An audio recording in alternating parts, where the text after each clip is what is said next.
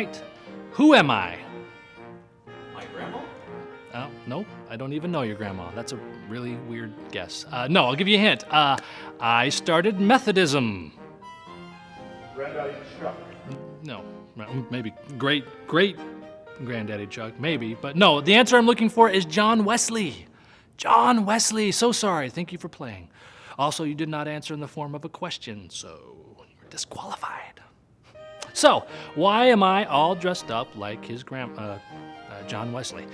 Because he was born exactly 213 years, 2 months, and 17 days ago today, depending on what day you're watching this.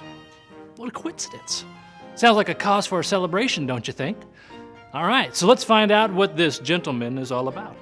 John Wesley, the founder of the movement called Methodism, on this episode of Chuck Knows Church. Here's my doily straight.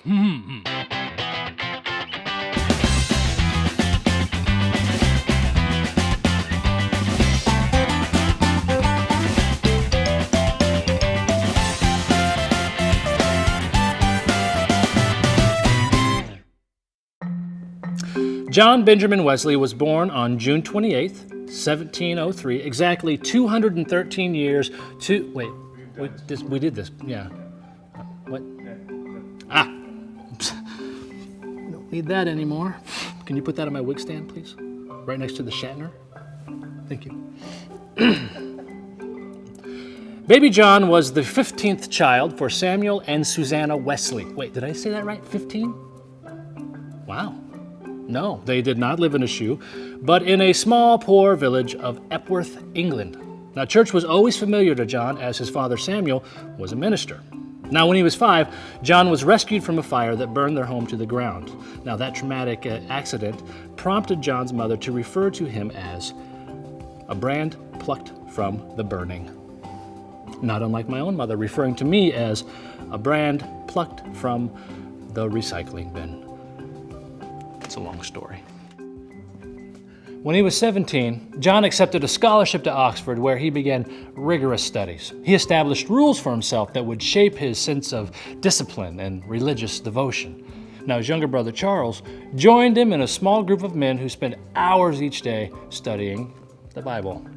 And because of their methodical approach to daily prayer and devotion, they were made fun of by some who referred to them as Methodists. No, not method acting, but methodical Bible study. And the name stuck. Methodist. Good thing they weren't laxidists.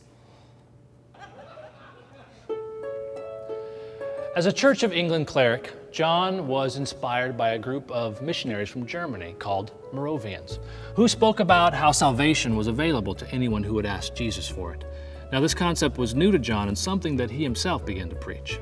And then, on May 24th, 1738, something special happened. John Wesley was at a prayer meeting on a street called Aldersgate, where a man was reading Martin Luther's preface to the Epistle to the Romans. That was when John would later recall, "I felt my heart strangely warmed." On that night, Jesus opened John's eyes to the truth that God's forgiveness and salvation is freely given to anyone who would ask. Now, John was newly inspired and ready to preach about it. Even the strict rules of the Church of England couldn't contain John's work. He was forming Methodist class meetings and preaching whenever and wherever possible in the meadows and the markets and the taverns and the workhouses all throughout England. And he did all of this as an itinerant minister on horseback, never limited to the walls of a church building. Now, John watched Methodist societies grow and thrive, along with his brother Charles, an amazing man of extraordinary influence in his own right. In fact, Charles is the writer of more than 6,500 hymns used now by a multitude of denominations worldwide. Hark the herald angels sing. That's right. Charles even wrote that one. John Wesley couldn't minister all by himself to the increasing needs of Methodists, so he began using lay preachers, men the Church of England refused to ordain. Unfortunately, the unordained preachers were mocked and scorned. Not good, right?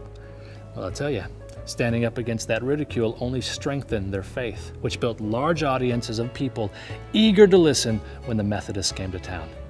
And that was good.